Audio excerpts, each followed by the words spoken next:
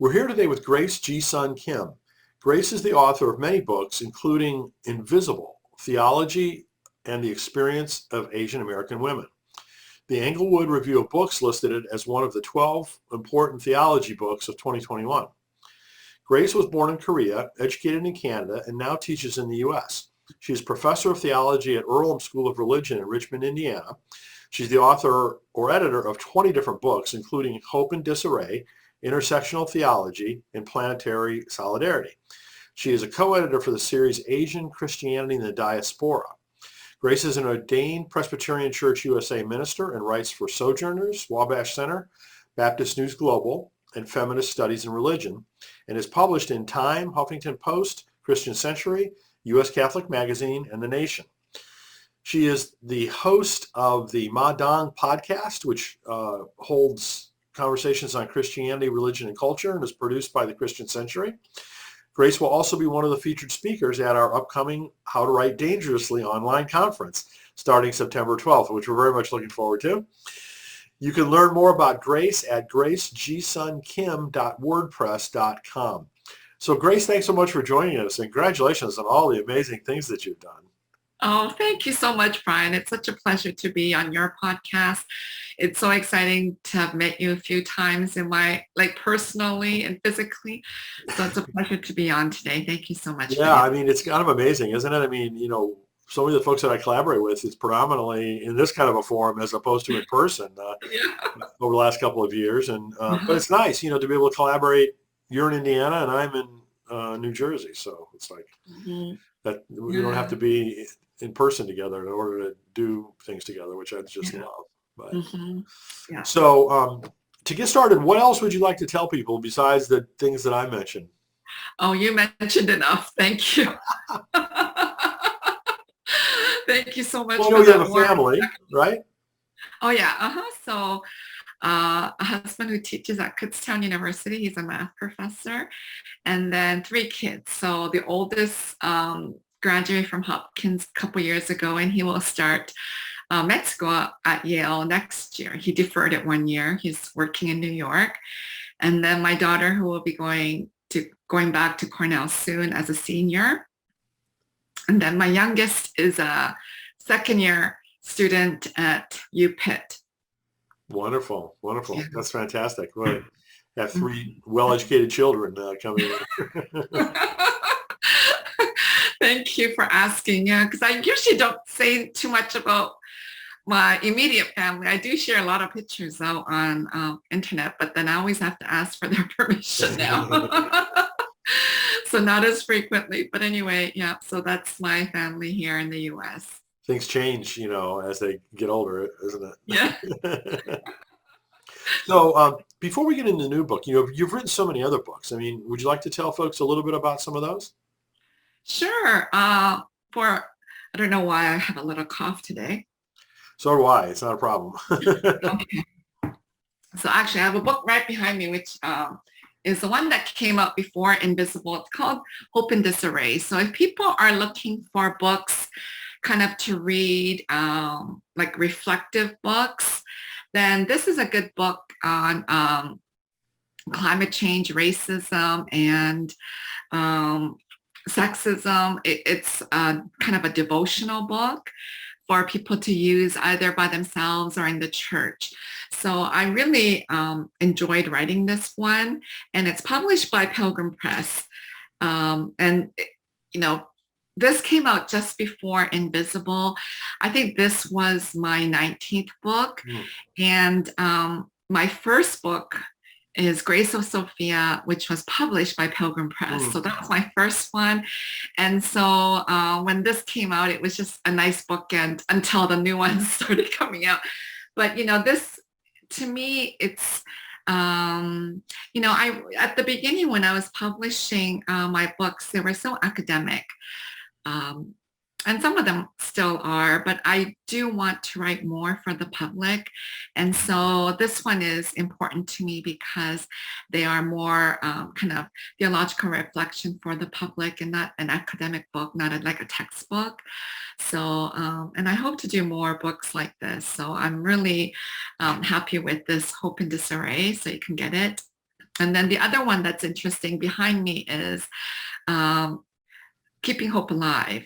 Hmm. And when I was at the Wild Goose Festival and I saw you there, I did a book signing with Jim Wallace, and he said, "You're not Jesse Jackson. Why are you signing this book?" And I said, "Well, I'm the editor."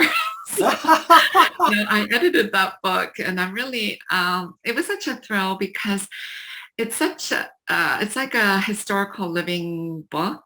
Hmm. We included his two DNC speeches. Hmm. That was like a last minute insertion. We weren't going to put that because we thought everybody can kind of get it online somewhere or find it. But I'm really thrilled that we put that in. And then it's got several of his sermons and then more of his speeches. Hmm. So I'm really thrilled to have edited that book, and it's selling well. And, it's also for the church and for the public. So we're hoping that people will continue to get it, to get a deeper insight into Reverend Jackson's life and legacy. Sure. Yeah, Very so cool. that was a thrill to do too. It took a long time, I'm telling you. When the books come out, sometimes they just come out and it looks like you just worked on it a few months, but that was many years of working on that, rewriting and editing his sermons and speeches. So it took many, many years. One of the longest books, that I've kind of worked on. Well, now that I've been involved in the publishing industry for the last few years, I'm getting some insight into that I didn't have before. Yeah. Put together a book, so. Yeah, it is. So I know many of your listeners are authors or want to publish books. That's what you do. And it is torturous. There's a lot of good memes online that you can find, the really bad first draft or the really bad 100th draft. Right. It's so horrible. And it's embarrassing if you're working with someone to help you edit, because it's not the finished product. People only read the finished product and it looks good. Well, hopefully there won't be any errors, but there's always human error somewhere. It's not a robot writing it or a robot editing or copy editing. So, but it's a lot of work, and if you're not going to push yourself, it can be on your shelf or in your laptop now for decades before you start writing again. So I'm not saying that to discourage you, but that is the reality, because there's no one coming to get you to say, finish the book. It's got to come out of you. And so it's a lot of work. And then, finding the publisher. I know you hold those conferences too. That's a lot of work in itself too. So I think every step of the way, it's a lot of work and effort and just, perseverance is maybe one of the words. Just perseverance, and that you're not going to be hard on yourself. I think that's another thing, because if you're too hard on yourself, you can just throw it out and then never come back to it. So I really encourage people to keep writing. Well, you're up to over 20 books. So you've done 21. it quite a few times now. 21. And then one book, an edited volume, will be coming out next year with University of Edinburgh. It's volume 7 of, I think it's called World Christianity or I'm so bad with titles. That's why I said from now on, it's going to be one word title. That's why The Invisible is one word, because I can't remember the titles of my books. But that one, I forget, but it's co-edited with Dr. Todd Johnson and why am I so bad with names? We email all the time. I really apologize to my co-editor. Not a problem. Yeah, it's so bad. And, we've been working on it for years, but it's a great volume. Volume 7, there've already been other volumes on world Christianity. So this will be on North America. The other co-editor is Dr. Ken Ross.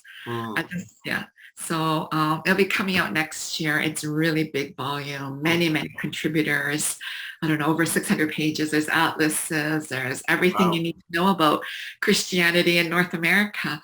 So we're just working on the cover right now, and it takes a long time because there's so many statistics and a lot of appendices. So it's a huge, enormous project. So Wow. I'm excited about that. So that's coming out next year, probably spring or the summertime. Wow. So let's get into the new book. Yeah. Not quite the newest book, but in Invisible. We're going to talk about Invisible today. Theology and Experience of Asian American Women. What inspired you to write that book?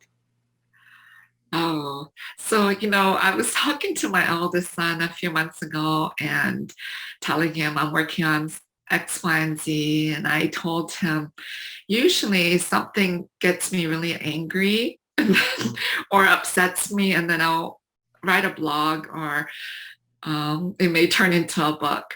So this was a book within me for the last, I don't know, since I was in seminary. So maybe 20 or more years ago, 25, 26 years ago, something within me, because if you read the book, it's got a lot of personal stories and personal experiences.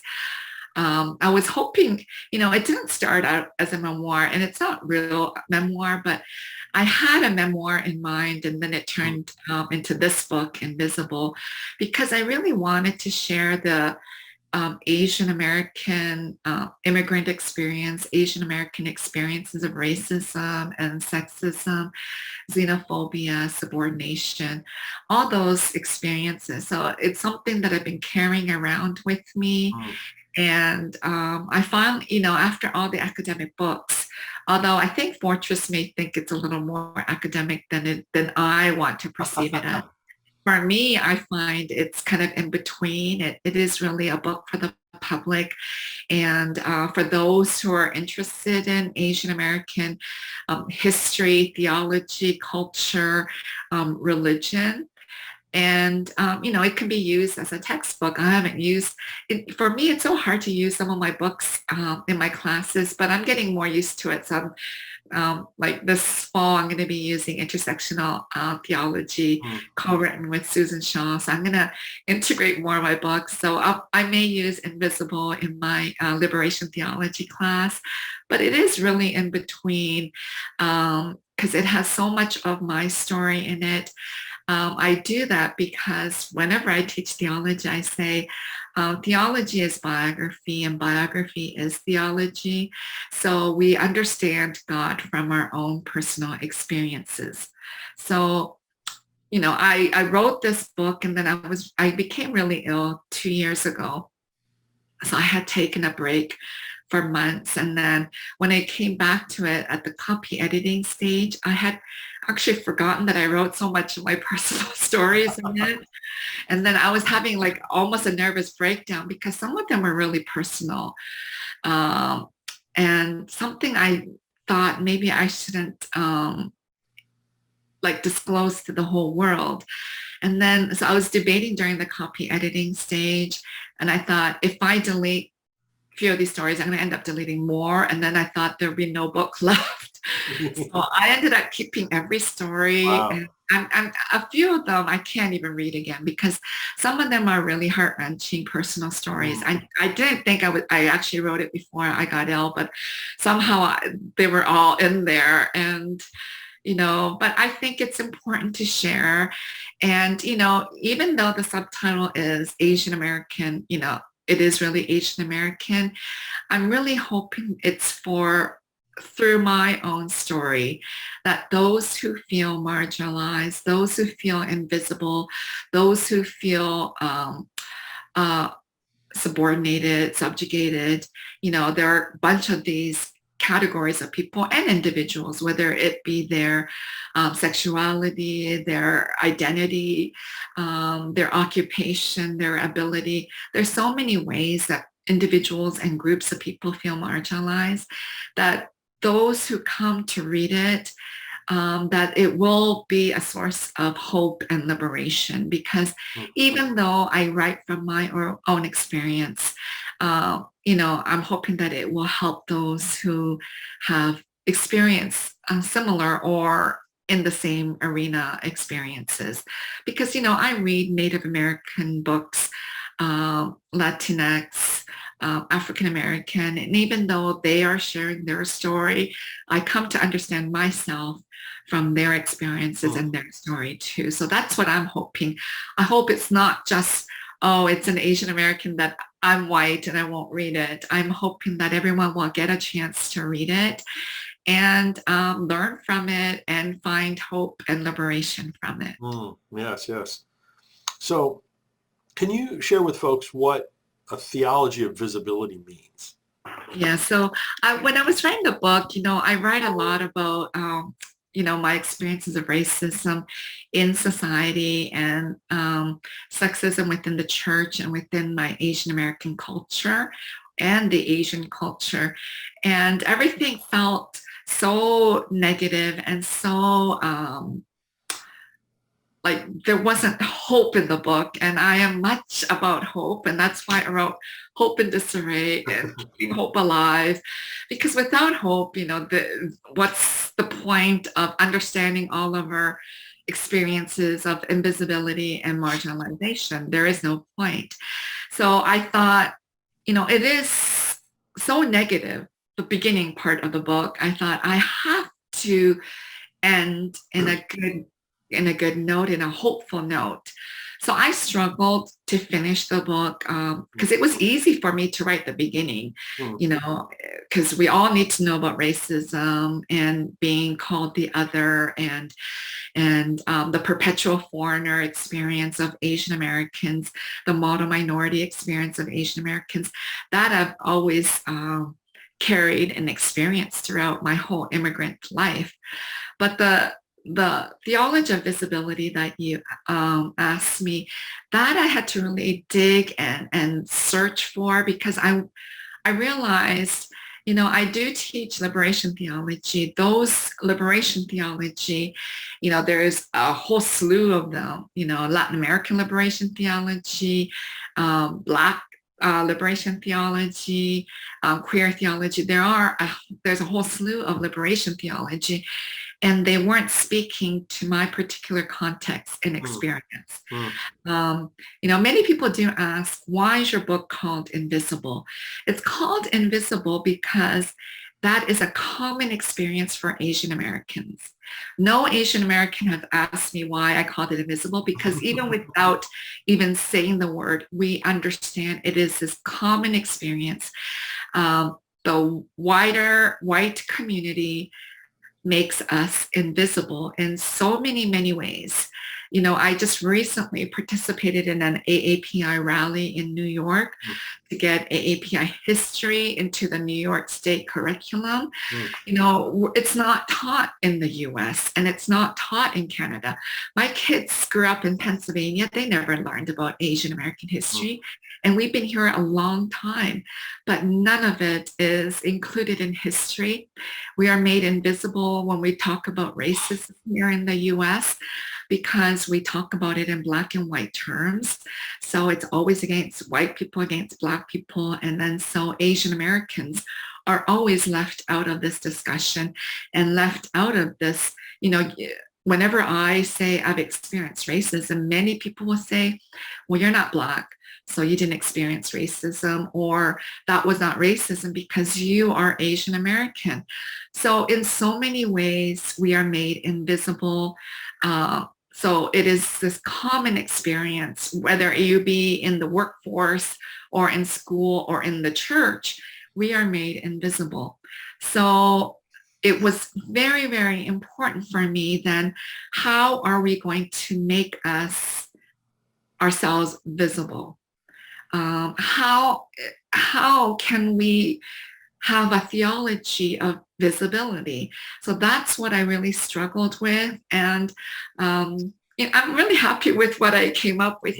Part of theology is imagination. It is kind of using your imagination and being constructive and so forth. So I use some Asian cultural terms and words to work towards a theology of visibility.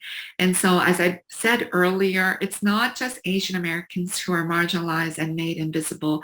I think trans, those who are of different sexuality or gender identity, ableism, people in so many ways are made invisible. We don't bring them into the table and have a discussion and have communion together. So I'm hoping that this book will help those who have experienced invisibility and marginality and xenophobia, etc. Mm-hmm, mm-hmm. So clearly with the pandemic, what we've been through since the early stage of it and the more recent, racism against Asian Americans has been, I mean, I would say it got worse, right? Yes, I mean, yes, and it's getting highlighted, worse. and I mean, are you feeling that it's getting any better now, or how do you see all of that? No, I think, you see, the problem with Asian American is, or what happens to Asian American is, unless it's a huge tragedy, uh, news reporters don't really pick up on the Asian American hate crimes. Mm-hmm. There are a few Asian American reporters like Sifan Kim on ABC News, Channel 7 New York. Yeah. So if you follow him, he'll report as many as possible. But mainstream, MSNBC, CNN, unless it's a really atrocity, they don't really cover it. So hate crimes are happening all the time against Asian Americans. They target the more vulnerable, who are the elderly, who are the women. We are slashed with knives, verbally attacked, called names, pushed in the subway. People are dying, followed and stabbed and murdered. So these hate crimes continue to happen. And in some ways, we are made invisible because the main line, they don't like to report on all of these, but they are there. And during the pandemic, one of my friends, Dr. Russell Jung, started Stop AAPI hate kind of organization. You can Google it online, where people can report what has happened to them, and they're collecting data. He teaches at San Francisco State University, and he's a sociologist. So he's very interested in what is happening to the AAPI community. So he started that during the pandemic. But I must say that this AAPI hate crime has been part of our American history. It's not well documented or taught. When we think about lynching, the first thing is African Americans. One of the largest lynching in American history happened in LA against Chinese. 17 to 21 were lynched. That's the largest lynching that happened at one time. And so, but many people don't know about it. We just think of lynching that happened to African Americans, but it has happened to different groups. But the largest recorded in history is happened in Chinatown in LA, and that was for no reason. Just a riot happened, and they were lynched. And so these hate crimes have happened. When I think about, and I include some of these in my book, Invisible, 1882 Chinese Exclusion Act. When we think about Exclusion Act, we think of, Trump. He was crazy, and he did the Muslim. He banned Muslims, and we think that was the only and the first ban of any kind of group of people. But it was 1882. Congress had passed the Chinese Exclusion Act. Everybody was afraid of Chinese. They thought, right now during the pandemic, we're blaming, Asians for bringing it and spreading it. We're the guilty ones. But if you look at American history, during other pandemics and other disease times, always Asian Americans were blamed. And before the Chinese Exclusion Act, people were afraid that the Chinese were bringing disease, they were taking our jobs, they're bad people, etc., etc. So that was supposed to be in place for 10 years, but it lasted till a long time and until 1943. So during that time, no Chinese were allowed to come in. It was very hard for Chinese to leave to visit family. They had to carry papers around, and there were so many other restrictions upon the Chinese. But then the other problem was Japanese, Korean, and some other we were kind of all included because the white people, we all looked the same. Yeah. So, and when we think about voting rights, we always think about African American voting rights, but Asian Americans never got to vote until 1943. That's a very recent history. And that wasn't all Asian Americans. It was first the Chinese were allowed to vote, and then 1946 Japanese, and then slowly everyone else. But, during the pandemic, we want to fight the Asian crimes, the crimes committed against the AAPI community, but the crimes have been there throughout our whole history here in North America. So I think that needs to be taught in schools, and also the good things, because we don't want to say we're, only bad things. We have contributed greatly to society, and those things need to be taught too. Yeah. So one thing I'm kind of curious about, you lived both in Canada and the United States, and my perception at least is that percentage-wise, there are more Asian Americans in Canada than there are in the U.S. I'm not positive do you know if that's the case? I don't know the latest statistics. I think here it's just over 6% of the American population is Asian American, but that is growing. We know that the white population is shrinking. I don't know what the latest stats in Canada may be, but it may be higher than that. They say the largest group of Chinese living outside of China is Toronto. They say 1 out of 10 living in Toronto is of Chinese descent. So there is Vancouver a large. Also, it's got a large, Asian population too. Where? Vancouver. Yeah, that's true. Yeah. So they do maybe have a larger Asian American community, but the racism is still there. It doesn't matter if you're 6%, 20%. Racism is systemic, and it's embedded in this white culture, and it's really, really difficult to fight it, but we must fight it. We must call it sin as Christians, and it should not belong in our churches, in our faith communities, and in our society. So we need to fight this, and it's racism against all people of color. And so, as I mentioned earlier, we think of it as black and white, but we need to be aware that racism is against Native Americans, Latinx, Asian American, and the African American community. So what kind of steps can we take? I know in my own case, I try to make sure at my conferences I have a good representation from various groups. Same thing with the interviews that I do and things like that. But, what else can those of us who are white Americans do? Well, when it comes to hate crime, I think we cannot be silent. So amplify it. If you see it happening right in front of you, you should do something about it. There have been many verbal attacks, many physical attacks, and everybody walks by. It's like the Good Samaritan story. You just kind of walk by because everybody's busy. They're on their way to work and an appointment or something. But I think the interception and to stop these from happening is very, very important.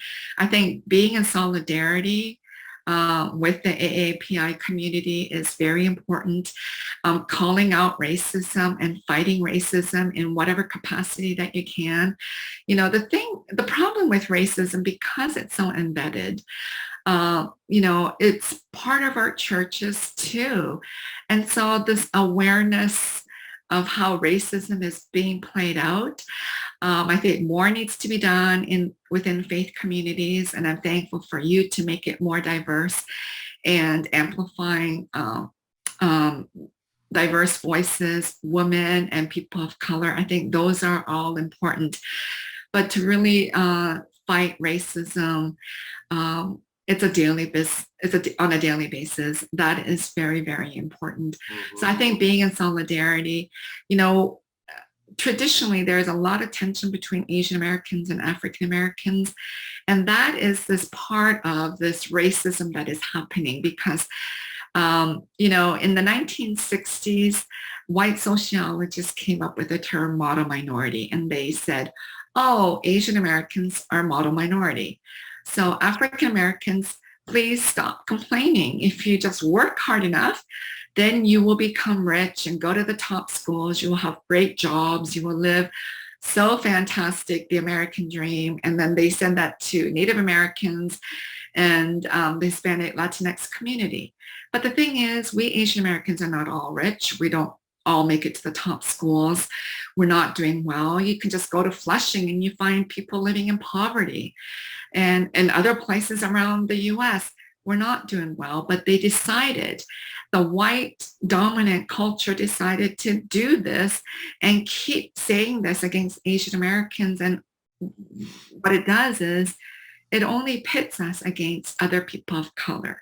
So this is kind of racism being played out, and this white dominant culture kind of pitting us against each other. And so we people of color need to be in solidarity, not allow racism to pit us against one another. We need to be in solidarity and work together to fight racism. Mm-hmm, mm-hmm. So you recently spoke a few different times at the Wild Goose Festival. Can you talk about what that experience was like for you? I didn't know, that was my first Wild Goose, and I didn't know what I was getting into. But I really, really enjoyed it thoroughly. Like I grew up as a very outdoorsy girl, but as I got older, I'm really sensitive. My skin is very sensitive. I get itchy. The sun is not good, and the bugs love me. So I don't go outdoors much. So you'll rarely see me, taking a hike somewhere or on the beach, because then it just ruins my whole body. But so I was really scared about that. But besides that, I haven't been like outdoors like that in a very long time, many decades. And I haven't been in a context like that in a long time. And I really, it reminded me how much I enjoyed that and meeting people. And because I was a newcomer, I thought, I don't know how people are going to receive my work and my books, but the book sold well and people were so thankful, and they emailed on social media. So I was really, really happy about the event. And when I came back, I actually live in Pennsylvania, so I preach a lot here, and I'm ordained Presbyterian, and our churches are shrinking, our resources are depleted. The Presbyterian church near where I live, they had a couple of campsites or retreat centers. I think they closed down or they gave them away to some other organization. Something happened. I'm not too sure. So I thought the Wild Goose is a fantastic event for those small churches because it's already all set up. You just have to pay the money and go and experience it and hear speakers and listen to sermons and the band and the workshops. And and it's not just the Presbyterian church, other denominations, their resources are depleting. So I actually think it's a great opportunity for those churches that can't hold a retreat or a camp or something during the summer. That's a really good idea. Want to. Yeah, they really want to, but they can't. So rather than spending tons of money and trying to organize it, they can just all go down as a church. I thought that would be fantastic. And I'm hoping that more diversity, like more people of color, like there were only a handful of Asians present, and the ones that were basically the speakers. So I'm hoping that because the Asian American community can really benefit from that too. And to be able to work together and worship together and learn from one another, I think it's just a fantastic opportunity. So I felt really honored to be one of the preachers and speakers there. Yeah, the reception to you was really positive, I felt, from what I could see. Yeah, thank you. Yeah. So I was really, because I was so worried about how are they, because I'm thinking nobody has heard of me in that context. Yeah, yeah. Yeah. So, as I mentioned in the intro, you're going to be presenting at our upcoming online conference in September called How to Write Dangerously. Would you like to give folks a short preview of what you're going to be talking about then? Oh yeah, sure. I hope people will come, and I'm gonna do one of those live Q&As I think that you Yes, set up. yes. So I would love for people to come into my live Q&A, and the theme is how to write dangerously. And I think when I was doing Invisible, I think part of that was writing dangerously, Yes. sharing my story, even though it's very personal. I think that to write from the heart, from within your heart, is writing dangerously.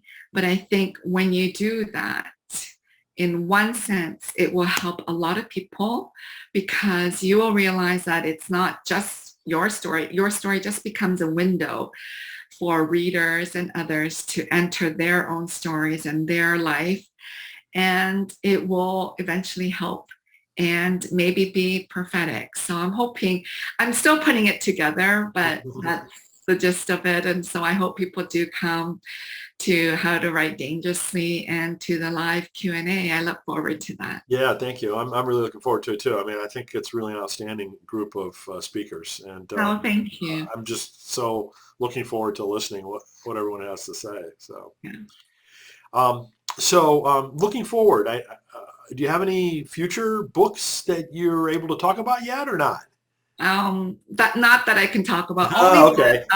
Global Christianity Volume 7. Right, right, I right. can talk about, but not the other ones. Okay, okay. Well, we'll stay tuned. I mean, let us know. Yeah, you have to stay tuned because my problem is that I feel like if I talk about it, I'm going to jinx myself. So I don't talk about it until it's about to come out. Sure. But you can have me back when it does come out. It's going to Well, be many more years, but that Global Christianity Volume 7 on North America will be out next year. So you can okay. have. Well, we'll do an interview on that then. Yeah. But I know since you've written so many books in the past, I'm sure you're going to be writing plenty more. So we'll have future opportunities to cover those. Yeah. Thank you so much, Brian, for inviting me. Yeah, Grace, thanks so much for all the work that you've done. It's really been a pleasure to get to know you, and I really look forward to all of our future collaboration.